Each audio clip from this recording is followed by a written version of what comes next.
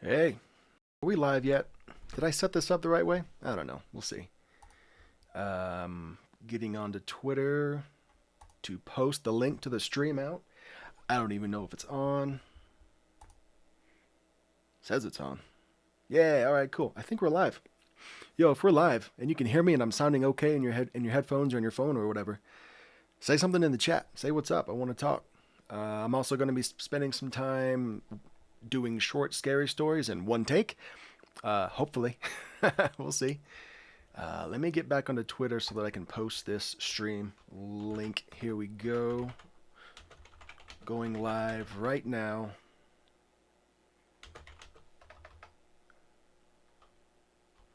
Doing one take short stories and chatting. My caps lock is on, so it looks like I'm yelling, but I'm not. I promise. Going live right now, doing one take short stories and chatting. Come hang. Copy paste. Boom. Yeah, that looks good. My doorbell just rang, and oh yeah, what's up? Vianney? Vianney? V? Is that you, V? If you're buffering right now, I'm sorry. But yeah, Miss Rodriguez, thank you for saying hello, and thank you for that black heart. Hello to you. Good afternoon, probably. I don't know where you are in the world, but it's afternoon right now for me. Let's do this thing, man. Live. Just double checking my junk, dude, because I don't know. This is the first time I've ever gone live for more than... Oh, that is you. Yeah, what's up? Okay, I thought that was you. Miss Vi, what's going on? Again. Yo, is your phone charged? I hope it is. Last time we talked, you were on like dang 9%. Get a charger, man. We're just messing. Again, I'm getting an error message that says we're buffering. If we are, sorry, I don't know how to fix that. I pay for the fastest internet available in my local area, but here we are, buffering issues. That's cool. Well. Miss Vi, I want to thank you for being my current viewer right now. I'm going to just crack open these stories. And I call them one takes because I try to do them in one take. I'm not a great at it, but let's just see what we're doing. I got to find... Oh, here we go. And just for the record, I've got a short collection of short stories that I have permission to read online, and you will hear newer versions of these later on in some form or another on my channel. Vi says, "Yeah, the phone is charged. I promise. Is your phone charged?" Yeah, I'm on 64%. I've been listening to YouTube videos all day, and it's noon where I am right now, noon 30 almost. So yeah, I'm doing good. Thank you for asking, though. Again, I've got permission to read all these stories online in one way or another, so we'll do like the fun one takes here together, and then you'll get like the polished version eventually when I release them online. So yeah, it's all good, whatever, you get it. The first one I'll do is Living in the Mountains by AJ Fitzgerald. I gotta go find that one. Living in the Mountains and Scary Stories.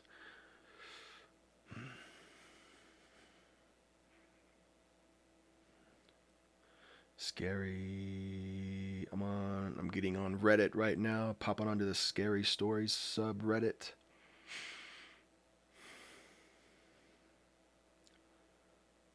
Searching for Living in the Mountains. Maybe I should have saved these before I went live. Alright, anyway. Here we go. Let me, hey. Thank you for calling. Let me turn on my VO voice so I can read this story. This one's called Living in the Mountains by AJ Fitzgerald. We're going to do it in one take, and if I mess up, whatever, we can laugh at me together, because I'm going to laugh at myself. It's all good.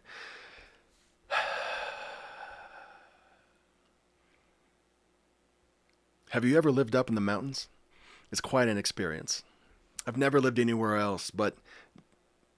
messed it up already. Yes! Fantastic. All right, we'll pick it up from there. Off to a poor start on the one takes, but let's just keep going. I've never lived anywhere else but the mountains. I heard it can Cold, hot, wet. Oh, Jesus, I got so many. How come now is when every single one of my emails needs to go off? All right. Picking it up again. I've heard it can be cold, hot, wet, and windy. Seasons come, and life comes back with flowers and geese from the sky. I envy those that experience the seasons because I've never seen geese or flowers. They're only in the books I've read, and they're so colorful. Brown, yellow, red, purple, and more that I've yet to know. White is that I see. The trees hide their brown skin behind cold, white snow. You could dig for hours and never find the ground, and from what I hear, people die in the snow sometimes. That must be quite an experience. To be knowing, didn't nail it, let's keep going. To be stuck in a tight pocket without any way to move, not knowing if someone will find you. At least with drowning in water, you're given the luxury to struggle, thrash around, and be unconscious in a few minutes. Don't get me wrong, though. It's probably a horrible feeling knowing that your body is forcing you to suck in water, and those few minutes, they probably feel like forever. Imagine, though, being 7 feet deep in snow, unable to move, and you get wetter, making it colder. You begin losing air slowly, making it longer than when it feels like when you're in water. Like I said before, I envy those that see the seasons. The animals here aren't like those in the books, because why would they want to come to such a cold and lonely place? We only have deer, bears, and the occasional birds. At night, I usually look down the mountain just to... Screw up number 3. Here we go. How many times can I not do that? We only have deer, bears, and the occasional birds. At night, I usually look down the mountain to watch whatever may pass by because, what else is there to do? You might see something unique like a possum or an owl. If I'm lucky, though, people might pass by giving me trinkets. It could be a bone, a feather, or a skull. I never could find what animal they belonged to, but I'm sure one day I'll know. Besides that, it's quite boring and dreary up here, in the mountains with nothing but snow from every corner. And sometimes I wish I could leave, but I'll probably freeze or get lost before I'd make it out. So, perhaps my books will make do for the rest of my life. Oh, that's the story, guys. We did it. We didn't one take it. We four taked it. Uh-oh. Not as good as I thought I was, but it's all good. You know what? First time ever going live. My thing says, I got a big yellow banner that says I'm buffering, so I'm freaking out about that. I'm a little bit excited. The heart's pumping. Ms. V keeps cheering me on. Thank you for that. Let's move on to the next one.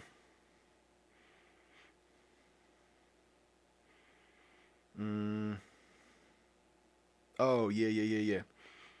Adam or the Serpent by As the Raven Dreams. What's up, Raven? I hope one day you watch this and you're like, oh, that didn't suck. We'll see. I gotta go to his website. I quickly read this one before, so I know how it goes, but you know what? It's been several days or like a week or more. I don't know. Let's just go find it so that I may read it to you in one take, because that's what we do here. Sometimes it takes 4 takes to get it, but it's all good. There it is. Adam or the Serpent. I guess it's 526 words. That's 526 opportunities for me to fuck something up. Let's see how many times I do it. All right, here we go. Oh, what's up, everybody? 2 of you on my phone. Vi says it buffered on my phone, so I switched to my computer. Okay, cool. I've never been watching a live video and watched it buffer before. I don't know what it looks like or what it sounds like, but whatever. Thank you for jumping to another device for me. All right. Here we go. This is short story number 2. And are we going to one take it? Probably not, but I'm going to try anyway. It's called Adam or the Serpent, and it was written by As the Raven Dreams. Raven, if you're watching, what's up, buddy?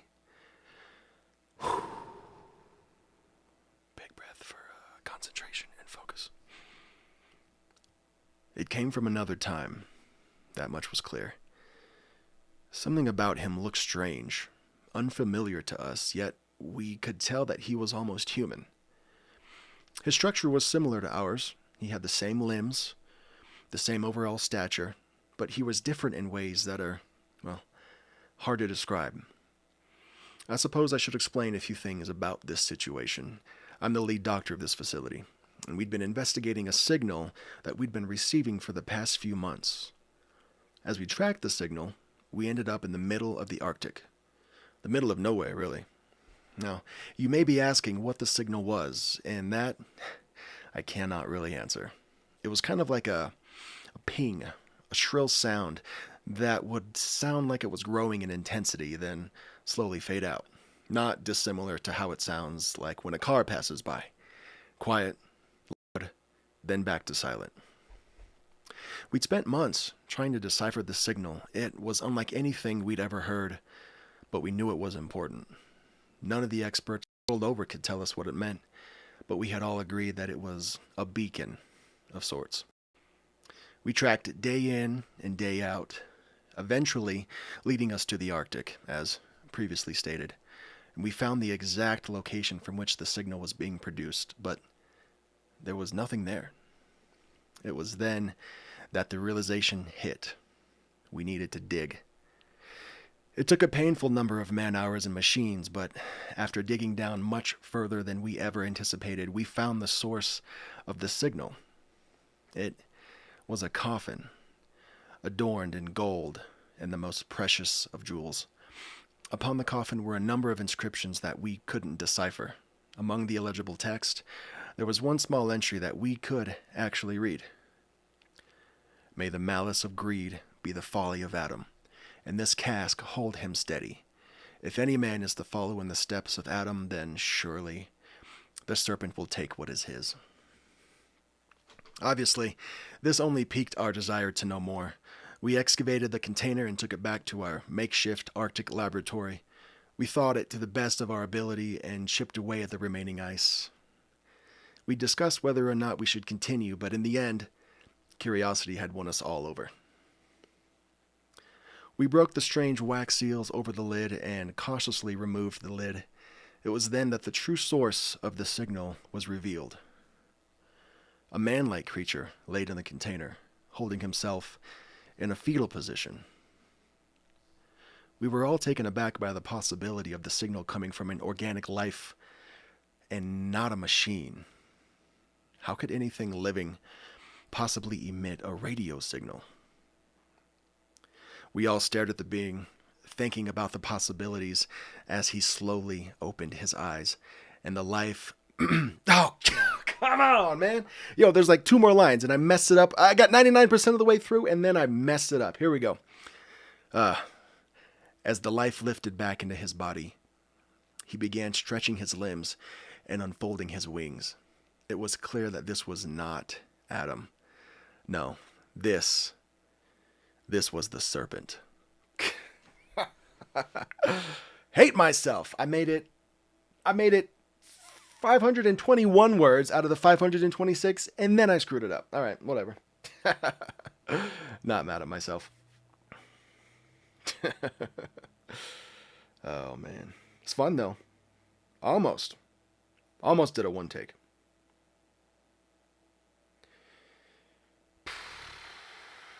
I got one more. That was 2. I got one more short story that I have permission to read. And I've never actually read this one before, so I don't have the cadence and the breathing and you know how, like, if you're an actor or you're a voice actor, you say to yourself, okay, this is how I'm going to read that line the next time I read it. I don't have that with this story because I've never read it before. The writer just got back to me like yesterday, the day before. He says, yeah, you can read it. And I'm like, cool. So guess what I'm going to do? I'm going to read it. Are we going to one take it? Yeah. I'm just going to say yeah. It's called I Got Snowed in My... it's called... I messed up the title. Off to a great start. It's called I Got Snowed into My Cabin and Something Wanted Me to Open That Door. By Dark and Creepy. I got to go find it on No Sleep. And I just had lunch, so I'm a little bit... well, very much full. A little bit tired. Mm. A little burpy? I'm sorry. Sorry. All right. I got snowed into my cabin.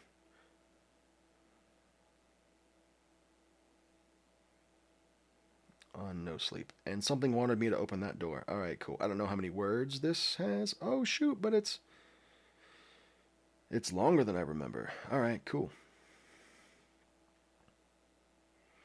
Just from perusing and scrolling a little bit, it is probably 1,200 words. It's more than 1,000. All right, here we go. All right, start the countdown. See how many times I screw this up, especially since it's longer than the other two, and especially since I've never read it before. Here we go. I got snowed into my cabin and something wanted me to open that door. By Dark and Creepy. We're gonna one take this. Let's do it. I kept telling myself it was over when the hinges on the door snapped with the banging. The wood splintered, and with it, the wooden door collapsed against the floor. Perfect. The small screws that held it in place echoed while rolling, matching. What the hell? While rolling, matching the. Rolling. Okay, cool. There needs to be a comma in there.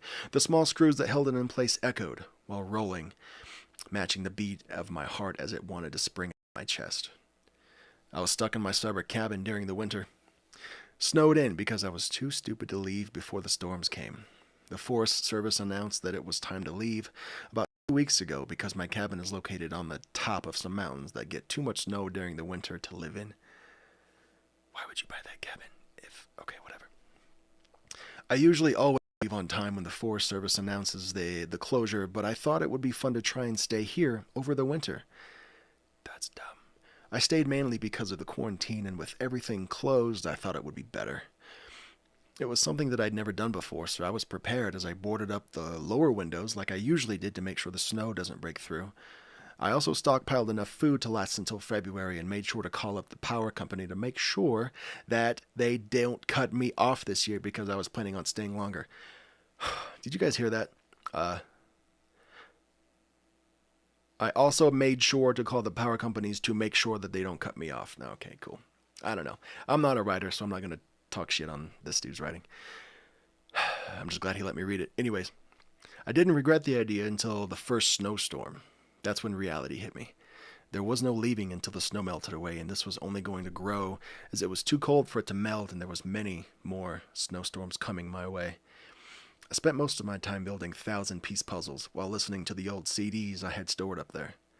The memories of seeing my wife and children's smiling faces sitting at this table from time long gone brightened up my mood just for a moment. Oh, notification, what up? But it was short, as I wished they were here with me, especially my wife who had died 4 years ago. While thinking about her, I heard some scratching coming from the back wall. Wondering if an animal was trying to get in, I opened the door and yelled to scare it off. I heard it stop, and with a smile, I slowly began to close the door before I heard whispering. It was faint, but it was coming closer. Standing there, I was wondering what was making that sound and remembered I had my CD player on, and that must be what I heard. So I brushed it off and returned back to working on the puzzle after grabbing a drink from the fridge. Upon closing the door, I heard the scratching again, coming from the back wall.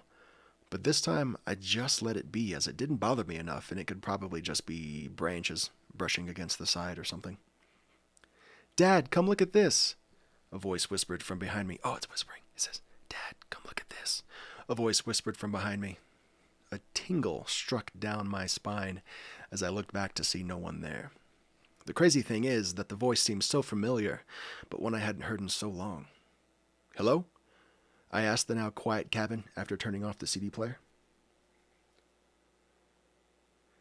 Vi says the comment. Laugh my ass off at the commentary in between. Cool, thanks. I'm glad you like it. I was doing it just just for me, but I'm glad somebody else likes it too. All right, here we go. Is it whispering? No, she's not whispering. "Dad, it's cold. Help me," the voice said again, and it hit me as this was the voice of my daughter, but when she was younger. The words written are the when she was younger. What? cool. Proofread before you post. Here we go. It's cool. Thank you for letting me read it. Remind myself to stay grateful and humble. Here we go. Sarah, is that you? I asked, wondering what the hell was going on. Dad, it's cold out here. Please let me inside, the voice said again, but more clear. Now I knew for a fact that this was not just my imagination. Was my daughter actually calling for me? Wait, no. That's crazy because she didn't have the... Got it. Where we at, V? How many screw ups so far? That's crazy because she didn't have that young, childish voice anymore. She's married and is expecting to have a baby girl in spring, so there's no possible... Are you going to let me... Oh, Jesus. No, we're getting sad now. Are you going to let me die, Dad? Like you let Mom?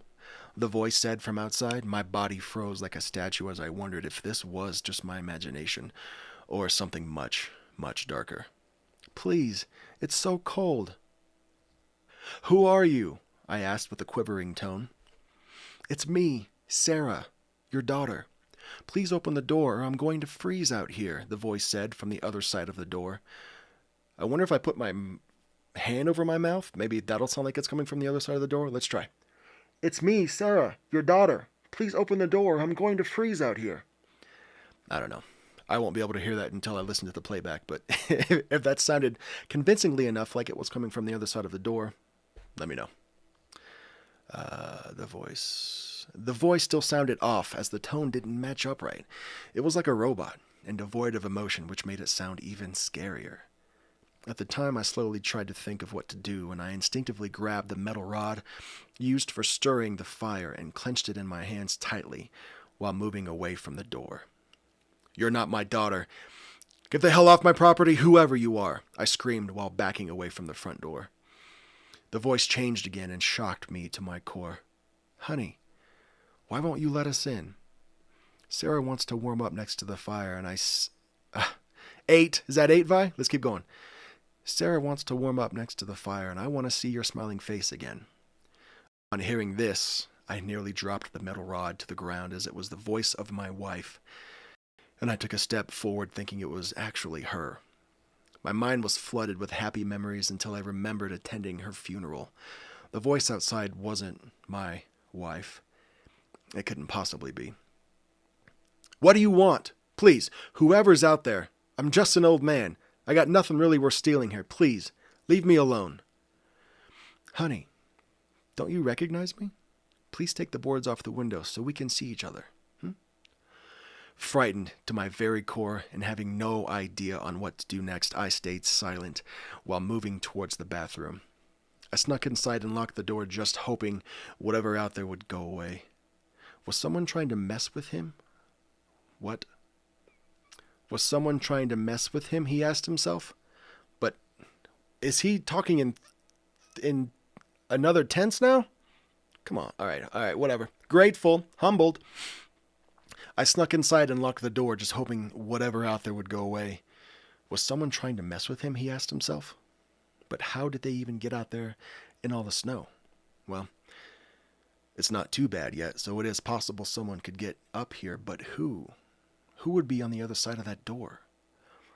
I heard the voice say something that I couldn't hear through a bathroom door right before I heard a large bang on the door. Did any of those words make sense? I heard the voice say something that I couldn't hear through the bathroom door right before I heard a large bang on the door. I don't know. It was followed by another and another as I could hear the hinges loosening up. I kept... Oh, burp. Sorry. Yeah, that counts as a screw up. Add it. So far, Vi is my MVP. Thank you for being a true... Oh, you know what? One thing, I'm going to pause the story real quick. One thing that I had a thought of is like, you know how people name their fan base or their community. Derek Weber is the name of the narrator here. And I had a thought that said like, oh, you're going to be in the web. Like that's going to be my community name. Like, oh, welcome to the web, or whatever, like Swamp Dweller. If you listen to him, he says, welcome to the swamp. I wonder if I could do something similar and like welcome, you're a part of the web now, or like, welcome to my web. I don't know. Could be dumb. Could be awesome. Let's keep reading. I kept telling myself it was over when the hinges on the door snapped with a banging. The wood splintered, and with it, the wooden door collapsed against the floor. The small screws that held it in echoed while rolling, matching the beat of my heart as it wanted to spring out of my chest. We read that already. Is this a Quentin Tarantino situation where he starts with a climax and then goes back? Alright, whatever. I sat on the bathroom floor dead silent, listening to every sound that followed. In a twisted voice, I could hear the words echoing. Come out! Through the insulated log walls. I held my breath listening to the wood boards creak with every step from whatever just had broken down the door. Whoever this was had to be a sadistic. Had to be sadistic in trying to mess with me and not just rob me, I thought to myself. That's up until I heard the sniffing, and the footsteps switched to crawling that came closer and closer until whatever it was on the other side of the bathroom door.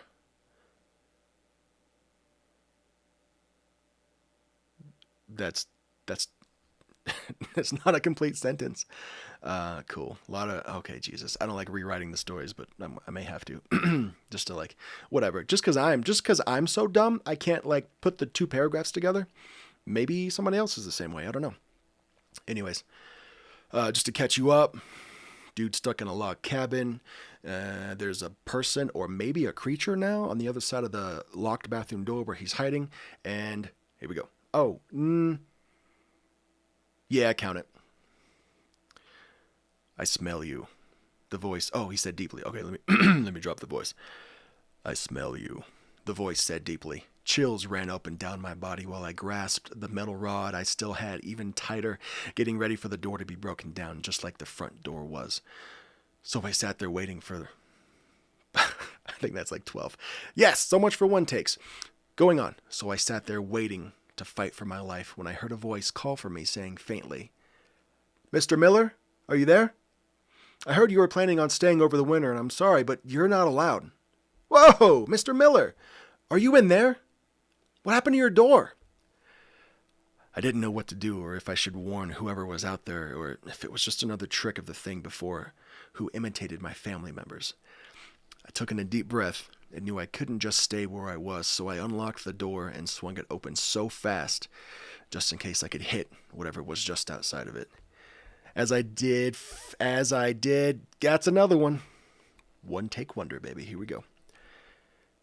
As I did, I felt the door hit something, and so I shoved the door even harder until I heard someone winch out in pain. I pulled back the door to see a park ranger laying on the ground, unconscious. Quickly, I looked around to see if anything else was there, just waiting to attack me at any waking moment, but luckily, I didn't see anything. Sorry, are you okay? I asked the park ranger, who I'd tried to help out. Yeah, he said while rubbing his head before continuing. The real question is, are you okay? What's going on here? I thought you got attacked by a bear or something with the sides of this... What? I thought you got attacked by a bear or something with the sides of this cabin all scratched up, especially with the door being knocked over and letting in all this cold. All right. Commas. Here we go. Honestly, I don't know what was here. I never saw it, but it sounded like another person. Are there any other vehicles out there besides mine and yours? No. I don't remember seeing any more, he replied. No one else is up here besides us, because this area is closed during the winter. We got a call from the power company informing us that you were still up here and we were requesting power over the winter. Look, we don't want to kick you out of your own cabin, but we have these rules to keep everyone safe. Now, we need to get the hell out of here, right now. I'm watching Vi in the chat just count all the way up. 12, 13, 14, thank you. There's no time. We've already been here long enough and need to leave. Your vehicle probably won't be able to make it down, but I got snow chains. On my Jeep, so just hop into mine and we can get out of here. Awful. Good job, Derek. You can't expect me to just up and leave everything here, do you? I asked frantically. If you want to live, I do. Plus, you can come back once winter ends, but we need to leave before that thing comes back. Wait, what? Are you talking about that thing that knocked down my door? You know about it? What is that thing? The park ranger looked at me and just shook his head while widening his eyes, saying, all you need to know is that we need to get the hell out of here. He then grabbed my arm and yanked me towards the front door. While we were leaving, I could hear scratching coming from the back wall again. I ignored it as we ran out and hopped into his Jeep. Quickly, he drove down the snowy mountain, trying his best to keep the Jeep from sliding off the side. Oh, that's a tongue twister. Quickly, he drove down the snowy mountain, trying his best to keep the Jeep from sliding down the side. While he drove, I asked, maybe I should just slow down. Jesus. Yeah, let's slow down. While he drove, I asked, so what was that thing that broke down the door? And don't try to sugarcoat it at all or tell me it was a bear, because no bear can mimic human voices like that hellish thing did. The ranger sighed before saying, I guess you already know enough that it won't make a difference if I told you what we know. But to be honest, we're just as yes, perfect. We're just as confused as you on what that thing is. We've tried to figure it out over the years, but every time we leave people in this area over the winter to investigate, they all end up missing. And there's no explanation of who or what it did. Of who or what did it. What? And people in this area over the winter to investigate, they all end up missing. And there's no explanation of who or what did it. Cool. We're almost done. Like another... We're so close to the end. Really? So I'm not losing my mind at all? What else do you know about it? I asked. Nothing more than I told you besides the fact that this thing only seems to come out during the winter. That's the main reason we have the rule for all the people who own cabins in this area, that they are not allowed to stay here during the winter like you. We blame it on the snow and bitterly cold winters, and that's the reason they can't come back up to their cabins all year long. And don't get me wrong, both of those things are good reasons. It's just that the main reason is because of that thing. We have no idea on how to deal with it, so we've been following these rules and regulations since the 50s, when it was first sighted. Upon hearing this, I sat there motionless. But I was not wearing white. Okay, sorry, go on. Not knowing if this guy was trying to mess with me. Uh-oh, I scrolled too far. Uh-oh, that counts. Not knowing if this guy was trying to mess with me because never actually saw the monster and only heard it, and it could have been him the whole time.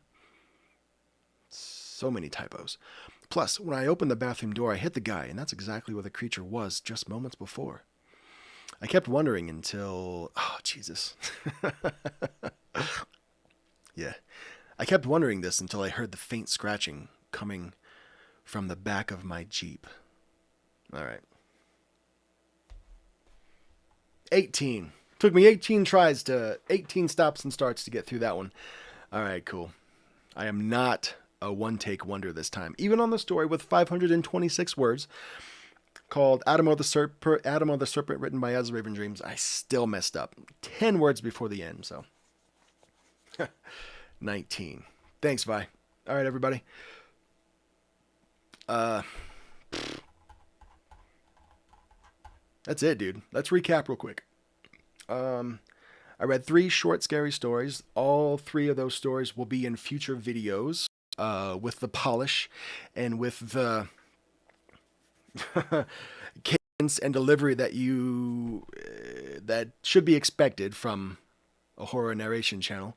I'm not going to one-take them on the actual delivery. That would be stupid, especially since I can't even do it right on the first 19 tries. Anyways. I'm still thinking about the idea of calling my community the web. Maybe it's too obvious. Maybe it's too easy. If you're listening and if you're watching and you've got a better idea on what to call my fan base, pitch it, man. It's cool. Let's figure this out. If you're in my fan base, then you deserve to be able to pick what the heck I call you, right? Yeah. Anyway, Ms. Vi, thank you. Everyone else that's listening right now, thank you. Oh, and if you like what the heck is that thing? That picture that's on the screen right now with Derek and the blood in the back, I paid somebody for the art, but I made that blood in the background. I think it's pretty cool. If you like that, hit like. Anyways, rambling. Gotta go, everybody. Oh, yeah, thanks. That's it.